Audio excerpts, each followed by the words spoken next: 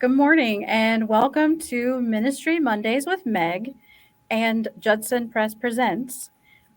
My guest today is Reverend Dr. Denise Janssen. So I'll start off. I am Meg from Ministry Mondays with Meg, and I serve here at ABHMS as the National Coordinator for Ministry Life and the American Baptist Personnel Services. I am an ordained American Baptist pastor. Um, I've served in a couple of regions, upstate New York and the Great Rivers region, and I have been here at ABHMS for the last 2.5 years. Um, Reverend Dr. Denise Janssen has graciously agreed to come and chat with me this morning about her incredibly busy ministry. Dr. Denise, would you go ahead and, for those who don't know you, tell everybody a little bit about who you are and your ministries, and we'll just kind of go from there. Sure, of course. My name is Denise Janssen, as you said, and I'm currently serving as Associate Professor of Christian Education and Interim Assistant Dean at the Samuel DeWitt Proctor School of Theology at Virginia Union University in Richmond, Virginia. And I also serve as the Executive Director of the Resource Center. I manage some grants for the school. Let's see, what else do I do? I'm supply preaching for the next 4 weeks. The plate is full, but I have in the past been an American Baptist pastor in my full-time life. And I've also served in fundraising and grant writing for a number of other kinds of institutions, as well as serving as a United Methodist pastor for a while. And when do you sleep? Well, right. It's one of those like, I'll sleep when I'm dead, that kind of thing. Exactly. Oh my gosh, you're like, if you've been around for long enough, right? You can have this collection of stuff that you've done, and over I don't want to say how many years, for 28 years since I was ordained. Oh my gosh. And that you can do some things in that amount of time, apparently. Right. Yeah, and then you kind of look back and go, huh, yeah, what was I thinking? But yeah, I guess I did all that, huh? Yeah, I guess, and I'm still alive. All right, that kind of thing. So on top of all of your roles at Proctor and interim assistant dean and your executive, all of this, you've written. How many books have you written? 5 total. 5. Okay. 3 with Judson. Okay. And do you want to give titles of like all 5? Sure, if you want. The first, let's see if I can do this from memory. The first one, the most recent one, is Pressing Forward, Faith, Culture, and African American Youth. That's a Judson Press book, came out in May, with co-author Carmichael Crutchfield, who is a wonderful colleague. The book prior to that was one that we did through Friendship Press when I was editorial director there, or just prior. And that one is called, you know what? I'm not going to remember it. I'll come back to it. It's the Facilitator's Guide for United Against Racism. And it's a curriculum to help people talk about race in some productive ways. Prior to that, Educating for Redemptive Community through Wiffenstock was a Festschrift, a book in honor of 2 professors. And involved them actually in some writing that we did to think creatively about what it means to be a redemptive community. And then prior to that, Reclaimed Faith in an Emerging Generation, which was the book form of the dissertation research I did for my PhD, dealing with youth in the church and how we can best help them to thrive in faith. We interviewed some folks as young adults who had been youth, who I call all in, if you will, in faith, and were again as young adults, which is fairly uncommon. And just trying to identify what are some characteristics, what helped them to do that. And then prior to that, Fostering Faith which is teaching and learning in the Christian church. And that's a basic Christian ed book. And I will put a link to your Facebook page Sure. in the comments. So, because I didn't warn you that there would be the pop quiz, so that anyone who's interested in getting more information about you and your books can hop on over to your Facebook page and check that information out. So the majority of your research then centers around youth. Mm-hmm. Right? Exactly. Was that because of your own experience? What drew you? What drew you into that?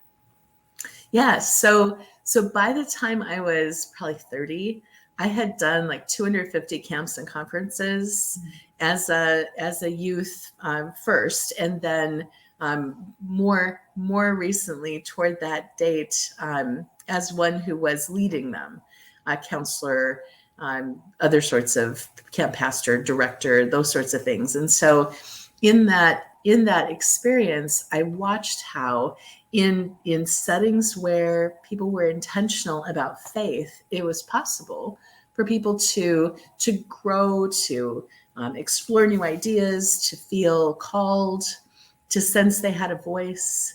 And in all of those contexts, what I saw were adults who were incredibly helpful and other adults who were well-meaning who weren't very helpful in terms of guiding youth, in terms of giving them space, in terms of recognizing that it's just as much their church as it is yours.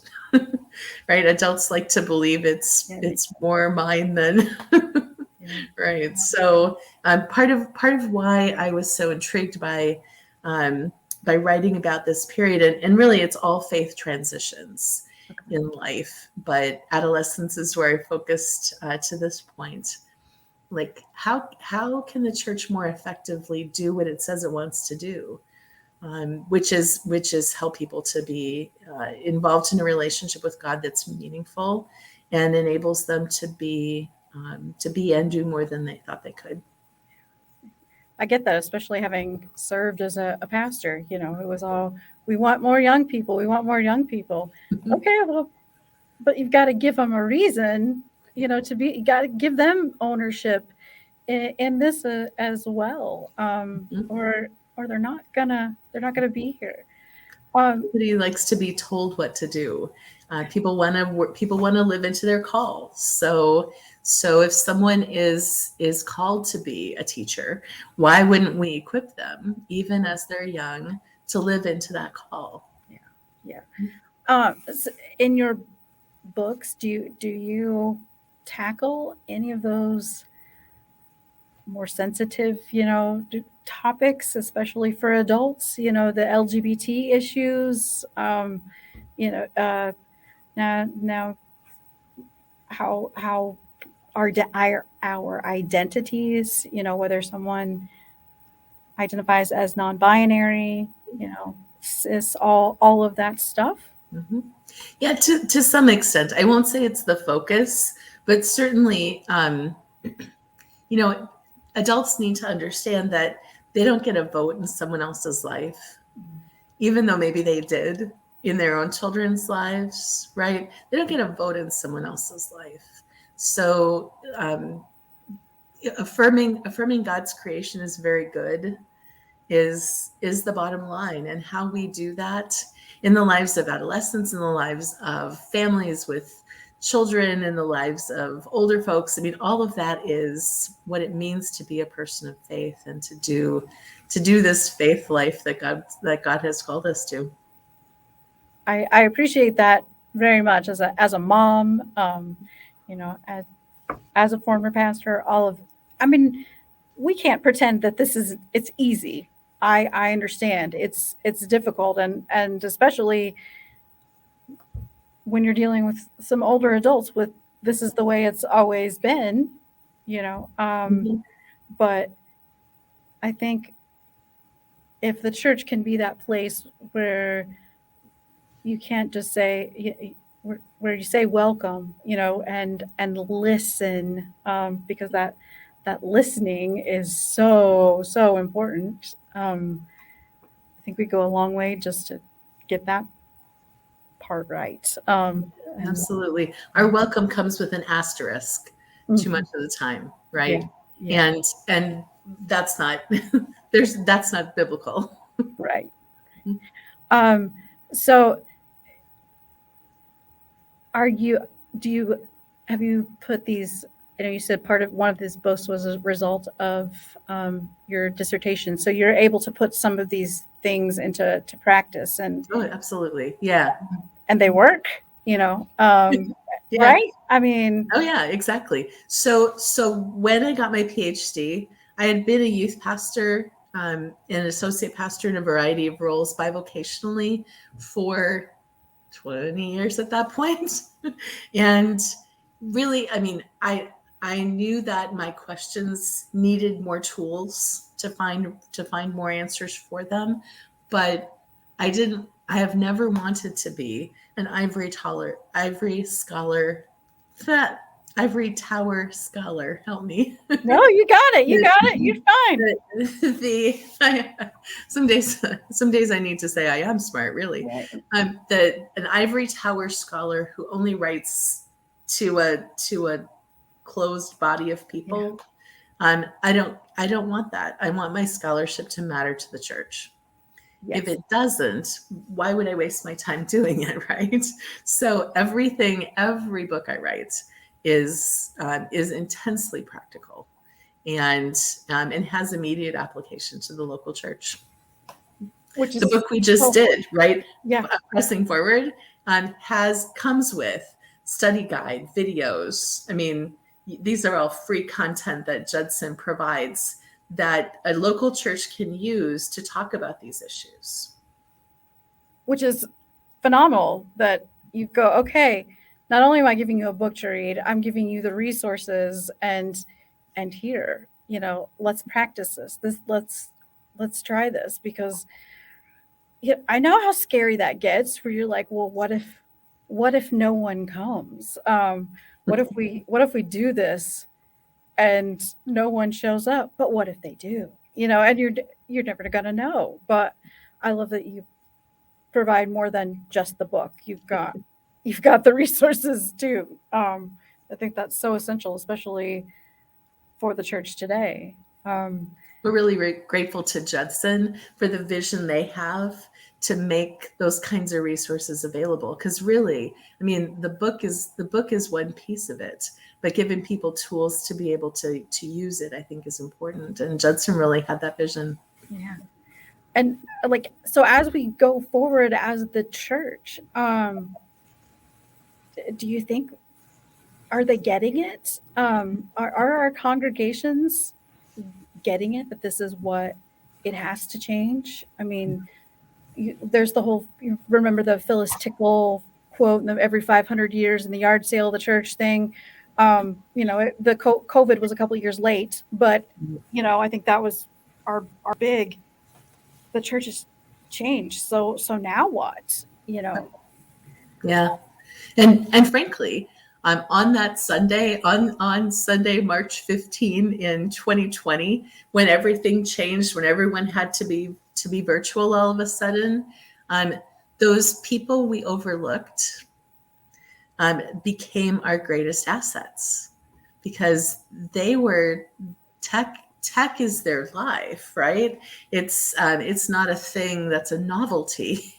It's part of how they live and communicate and work in the world. And so, if we just look at who is best equipped to help us as a congregation to meet at that point, it's the younger generation, most of whom just, this is natural for them. This is normal. And in some ways, if we just pay attention to that, I think we can begin to see that there's not only room, but that those young people among us are needed. So what happens in a congregation when they ignore their youth is the generation gap is wider and wider and wider. And once that starts, it's really difficult to stem that tide. And without the voices of younger people who say, why not? Or I could do that. Or, yeah, we tried it 20 years ago, but we haven't tried it now. Let's try something. Let's do it this way. And without that why not in a congregation, it's real easy for things to just settle into, how leaves kind of settle into the pile, kind of settles into the ground in the fall. And in a congregation, it takes a really long time for a church to die. That's the good news, right? It takes a really long time because there's little ways it can hold on. But I think there's nothing worse than a church that's dying and doesn't know it. And for those congregations, if they understand that they're past the point where they can turn that around, okay, no problem. You can either choose to be dead, like stinking dead, or you can choose to be compost for a new thing to grow because of the ground that you have enriched. So how do we help congregations become compost? There's all kinds of ways in which congregations can think about where life is for them. I love that. That is beautiful. I'm assuming that's in one of the books about compost. No, and it's not mine. It should be. Oh my gosh, that's fantastic. How do we help our churches become compost? I think it's actually the Forum for Theological Exploration is where I got that. Yeah. Beautiful. That is beautiful to think about that. And you're so right about the long, painful death of a church. Yeah. And sometimes we're just holding on by, if they're one of those people that happen to have an endowment, Right. The endowment is what's keeping the building open. Right. But what if you could go, okay, die well, and what we. Mm-hmm. If things are too far past when a next generation will naturally assimilate into a congregation, let's think about intentionally using the resources and the time we have left to foster something, recognizing that church is never for the people who are inside of it. It's always for people who aren't yet inside, who aren't yet convinced. Those of us who are convinced of the efficacy of the gospel, church is not for us. Church is an opportunity, a tool, a gathering point for others. Which I think is one of the hardest things to get a church to understand, that congregation, that this isn't for us. If we're catering to the wants of everyone in the congregation, then we're doing this wrong, kind of thing. Do you think that there's still a place for the traditional church, or does it? I think it depends on, there's nothing new under the sun, right? So everything has been recycled, and I think whatever form of church is most authentic to the gathered community, that's what church should be. And recognizing the community's own rituals is important. There are some things that are that. There are also some things that are just habit. Rituals are life-giving, and habit is just suffocating. So recognizing the difference between those two, traditional church is often full of habits, and an enlivening congregation, a congregation that's thriving, is a congregation that has life-giving rituals. That might look like traditional church. It might look like something else. It just depends. I think the form is less important than the intent. That's beautiful. I really do. So I have a question I didn't prepare you for. So what is one question or one thing that you wish someone would ask you? Like, I want to give this information, I would love to, but there's never a space. So I'm inviting you. Here's a space. What do you want to share? So I think one thing I would say is one of the most costly things people ever do is pay attention and listen. And those are two really important things with regard to adolescence that people in our congregations, pastors, parents, um, those are the kinds of gifts that youth need. They need the gift of your attention. They need the gift of your listening ear, and giving space for adolescents to be who they are, to understand before judging, to be curious when something seems unusual. Um, those are the kinds of gifts that youth need. And I wish I could say to every congregation, just this isn't rocket science. What one of the things we overlook is how important, like, just everyone in the congregation living their faith is to the faith development of adolescents. And then just pay attention, just listen. I think those are wonderful gifts that you offer everyone, and really important reminders for parents, as busy as we let ourselves get, is these gifts that are our children, and all they want is our time and our attention.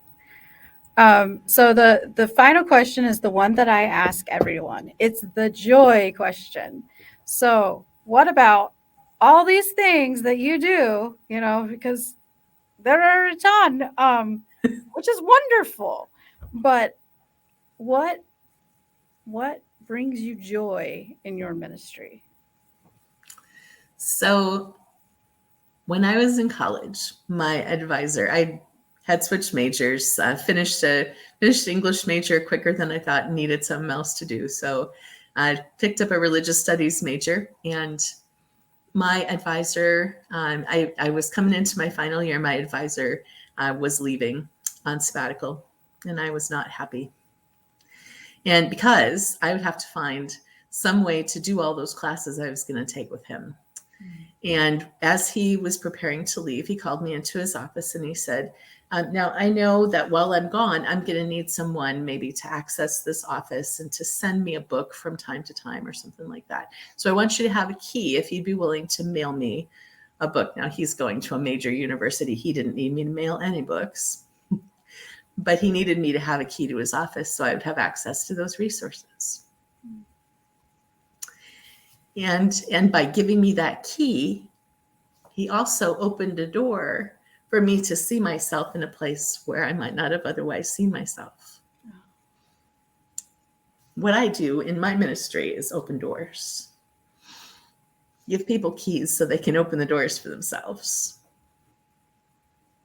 Remove obstacles, whatever it takes, so people can follow their call.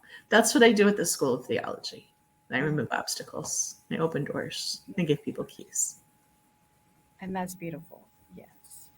And I thank you as someone who has been fortunate and encountered her own doors, but also along the way had people who handed me the key to things that I never imagined otherwise.